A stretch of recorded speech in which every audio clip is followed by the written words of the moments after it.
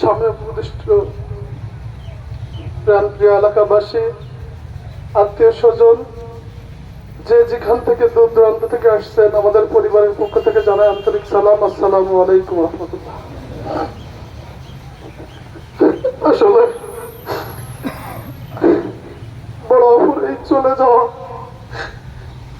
এটা আমাদের জন্য মেনে নেওয়া খুব কঠিন। তারপরে আল্লাহর বিধান, এটা আমাদেরকে মানতে হবে। মানা ছাড়া আমাদের বিকল্প কোনো রাস্তা নাই। আমরা আল্লাহর সিদ্ধান্তকে মেনে নিয়েছি, কিন্তু মনের একটি কোণে ছোট্ট কিছু কষ্ট থেকে যায়। তার রেখে যাওয়া দুটা সন্তান,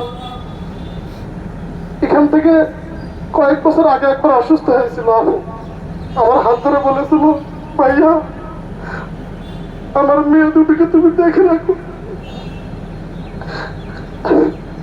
আমার উপরে, আমি ছোট মানুষ, আমার উপরে যে পাহাড় সম বোঝা রেখে চলে গেল, আমি জানি না এই মেয়েদেরকে আমি দায়িত্ব সঠিকভাবে পালন করতে পারবো কিনা।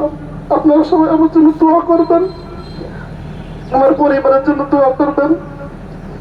আমার বাবা মরহুম অধ্যক্ষ আব্দুল গফফার সাহেব, আমার নানা অধ্যক্ষ আব্দুল খালেক সাহেব সহ পরিবারের যারা চলে গেছেন, সবার জন্য দোয়া করবেন যেন আল্লাহ পাক সবাইকে জান্নাতের উচ্চ মাকাম দান করুন। আর তাদের রেখে যাওয়া অসমাপ্ত কাজ যাতে আমরা